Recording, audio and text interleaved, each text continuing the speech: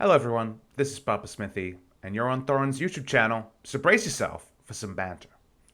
As Jankos heads into the fourth World semi-final of his career, I think it's time we had a discussion I haven't heard anyone else bring up, because I think people have just kind of slept on this angle, which is this guy the best jungler to ever play League of Legends? I didn't say best European jungler, best Western jungler, best jungler from any region ever.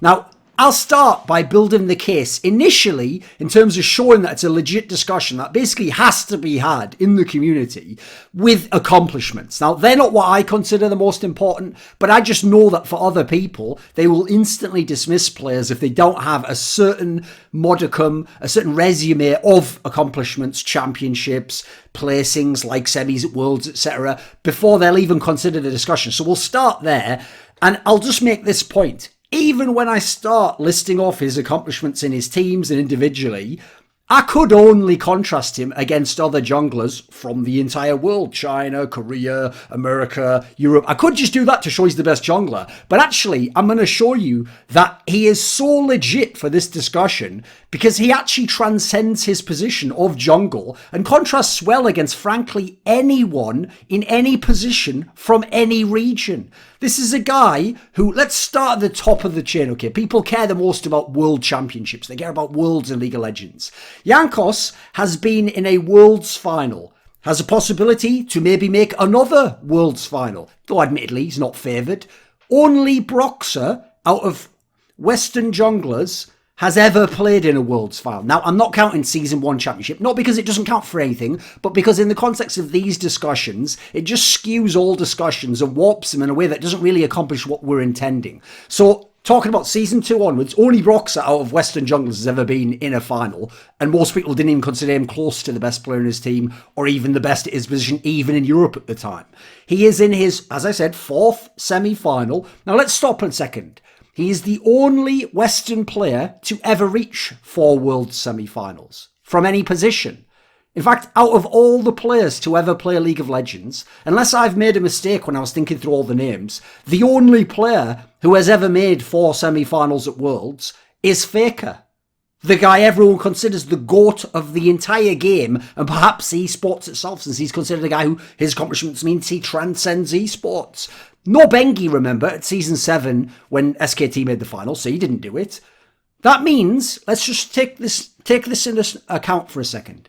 Jankos has more World semi-final appearances than Uzi, Deft, Expeke, Soaz, Rookie, Prey, Smith. We could just go on, because it's everyone except Faker. This is not only his 4th World semi, it's his 3rd semis or better performance in a row. The only people who've done that from the West are his G2 teammates, minus Mickey X, because obviously Mickey X wasn't on the Season 8 or Fnatic or G2. SK Telecom from Season 6, the champions, minus Duke, because obviously he left after that, and one other player. So it's only basically his G2 teammates, SKT, the ones with the championships, and Jakilov. That's it, because people will forget Jakilov's on the 2 IG teams, and now he's obviously on top esports. That's it. That's where the list ends. And you'll notice, by the way, no junglers mentioned there. Because I said in a row. So no junglers, minus Jankos. He stands alone. Nobody else in the history of League of Legends. So then let's go MSI. Second biggest tournament in League of Legends, right? He won the championship in 2019. Sure, he doesn't have appearances aside from that generally, but he was still a champion. In domestic play, he has 4 titles. Now, his teammates have 4 titles. Reckless has 4 titles. Yellow Star has 5 titles. That's it. The list ends there, guys. And you notice again, where are the junglers? Well, there's one jungler that would be on that list, right? Trick. That's the one that would be on. He's the only one aside from Jankos. So how about then? He not only won 4 titles, he won 4 titles in a row. He just went back to back to back to back to back. So this is a guy, only his teammates have done that. Fnatic's never done 4 titles in a row. Trick, admittedly, in his G2 did 4 titles in a row. Props. He's appeared in 5 EULCS/LEC finals. Only Fnatic and G2 players have done that, by the way, in history.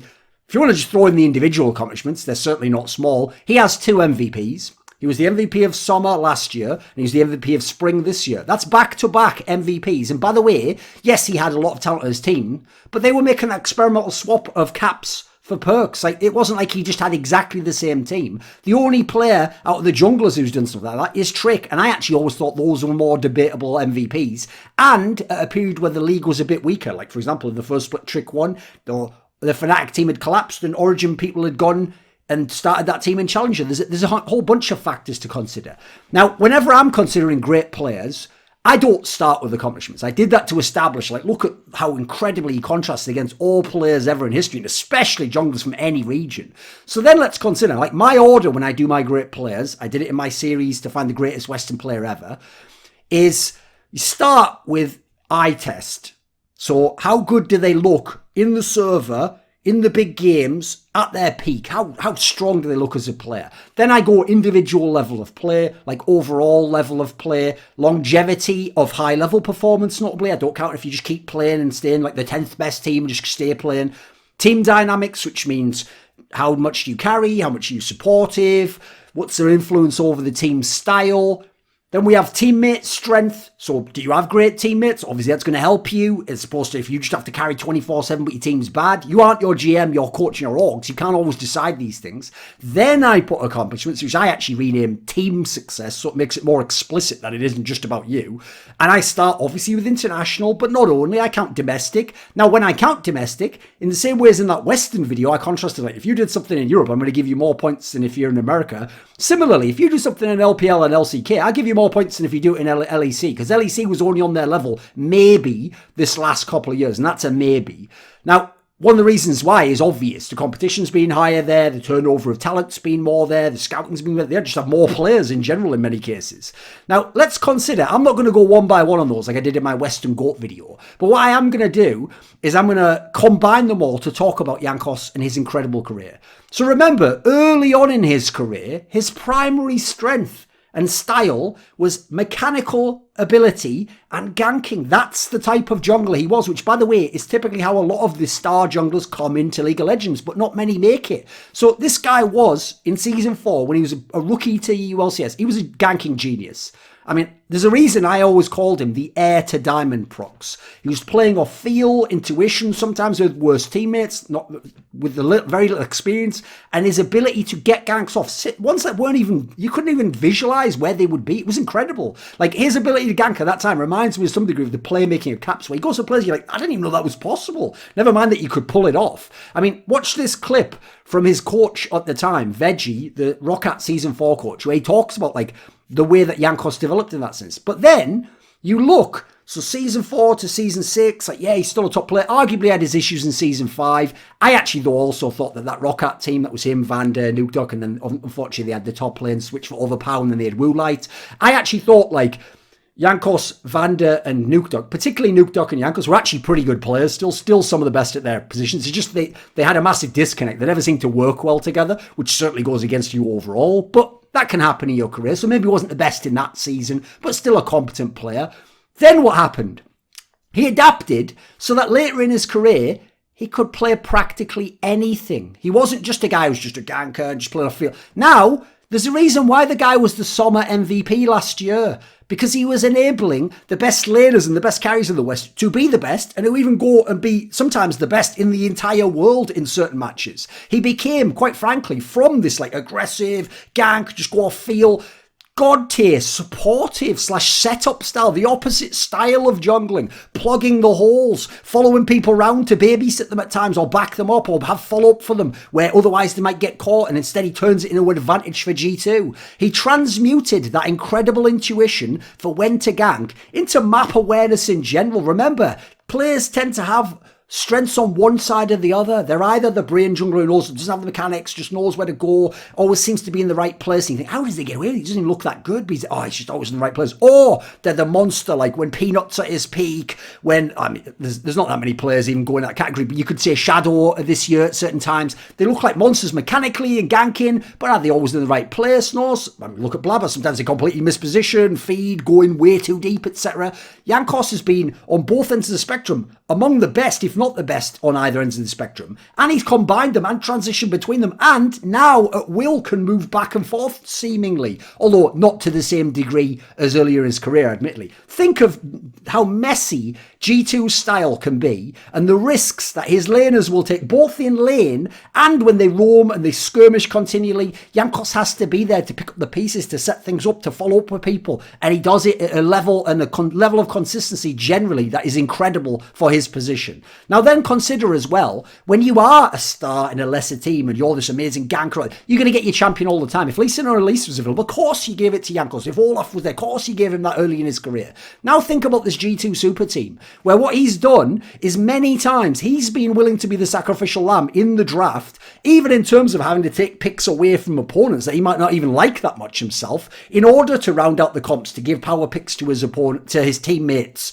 to his teammates, and to complement his teammates and the comp overall that they're playing. So he went from a player that used to just spam Lee Sin and Elise in Season 4 to a player who can play seemingly anything depending on what the year is, or at least the key junglers that don't inhibit you and make you a black hole, sucking all the draft conditions into your face, as it were.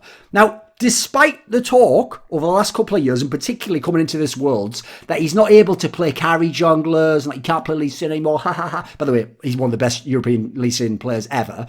He has outperformed the likes of Clid and others who were very strong junglers. By the way, Clid is considered a mechanically strong jungler. Especially, listen, this is years after Jankos' individual peak in theory for mechanics. And he's doing that in 2020 when he came up in 2014, guys. This is unbelievable. So for the eye test, he gets incredibly high marks at his peak. And in terms of the more supportive style, again, close to top marks at times in his best years. Now, he did have some issues at certain times earlier in his career, as did some of his other teammates, with perhaps choking or issues in the playoffs, but the overall body of work over his career is exceptional. Like, bear in mind, other people only tend to have 2 or 3 years they can even put against his. We'll just knock off the bad years from him and take his 2 or 3 best years, and he wins immediately over anyone from the West at a minimum. The Asian ones we can maybe get to. So now let's talk a little bit about his impact on his team, because I think it's immense. Like, when he was a ganker, he was basically the driving factor within his team. Even as the supportive element, he's been the person plugging the holes to make the other strengths shine even further. So consider when Perks was a mid or an AD carry with Jankos.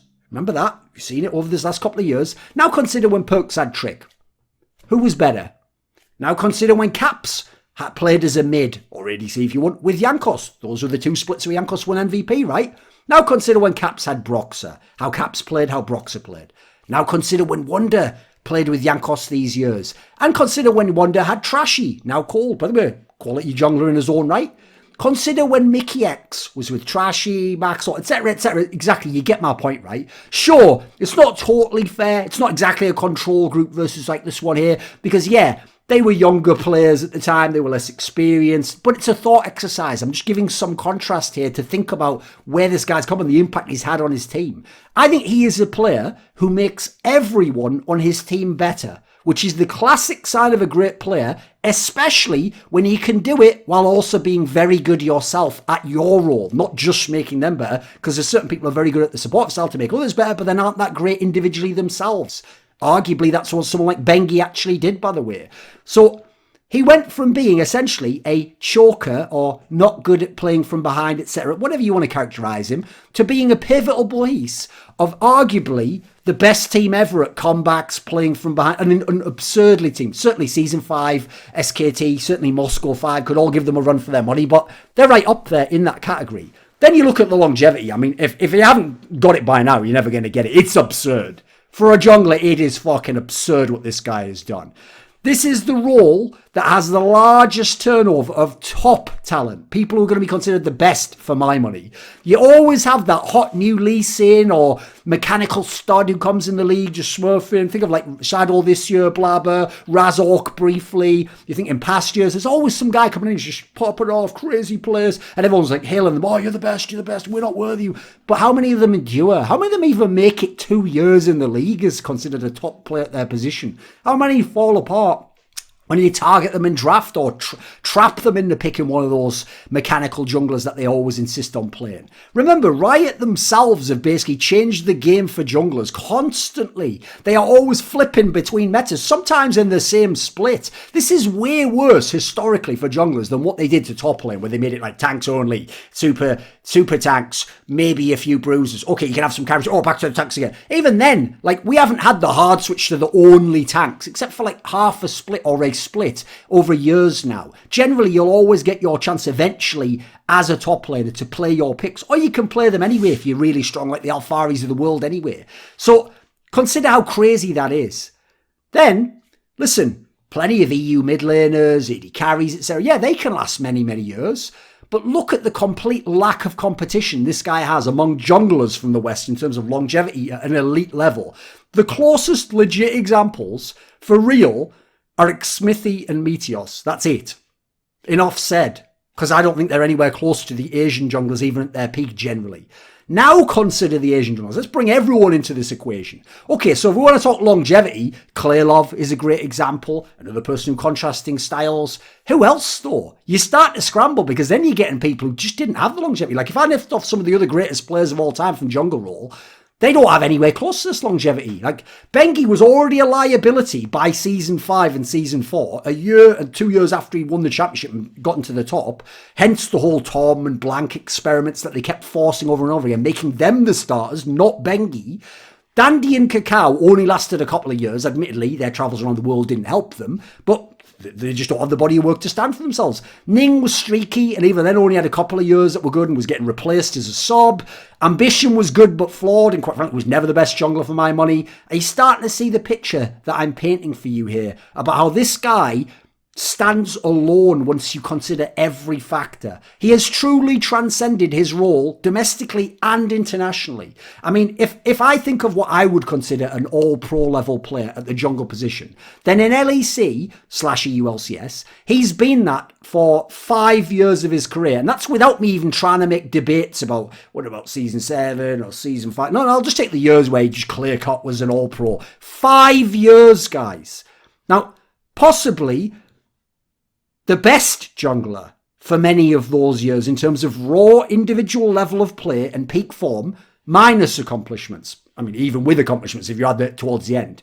There's a reason, listen, I don't take everything players say as gospel, but I think it's telling that Perks, I think it was on Crackdown or Listen Local, one of them, basically when I was hyping up Jankos, talking about his longevity, so he said something like, yeah, he's perhaps the best player I've ever played with. By the way, Perks said that while he plays with Caps right now.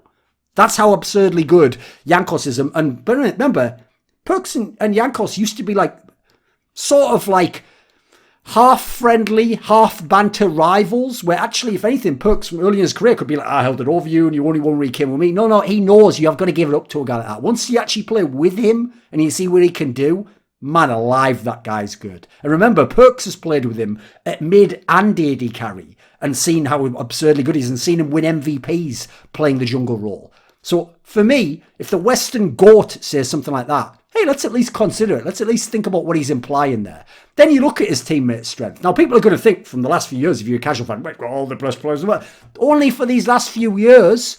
Like, he played so long that, yes, he's had some incredible years, like the G2 period. But he's also had many flawed lineups with, like, some good players, some top players, but some that were just bad or some that didn't even endure in the league. Like, Season 4, he had a bunch of bombs. I don't care what anyone says. Like, as far as I'm concerned, only Vander was a competent top player out of that squad. Season 5, he had some good players. Nuke Duck's good. Vander was still decent. But he had some bad players as well in Overpower and Woolite. Season 6, strong players across the board, pretty good. It's a problem that Ryu wasn't amazing in English, but whatever. Season 7, he had some good players, like he had Febervern, obviously he still had Odoamne, but they had some key flaws, like the bot lane at times was a massive issue. Season 8, so again, top side of the map's looking good with Wander and Perks, but then the bot lane was Yarnan and Wadid, some key flaws right there, even though some people like RNG couldn't exploit it inexplicably. Season 9 and Season 10, yes, he's had the gods at a point in time, the best players at their positions many, many times, or at least contenders for it. I'll give you that. But look how many years the guy's career was going when he didn't have clearly the best players. This isn't like some reckless scenario where nearly every season you just ramming his team full of all pros at every position. This guy really had to grind, had to be the best player, and then got a chance to be maybe not the best player at certain times. And even then, the roles are so different, it's hard to make those distinctions, right? But admittedly, carries will nearly always be the best player overall in many senses.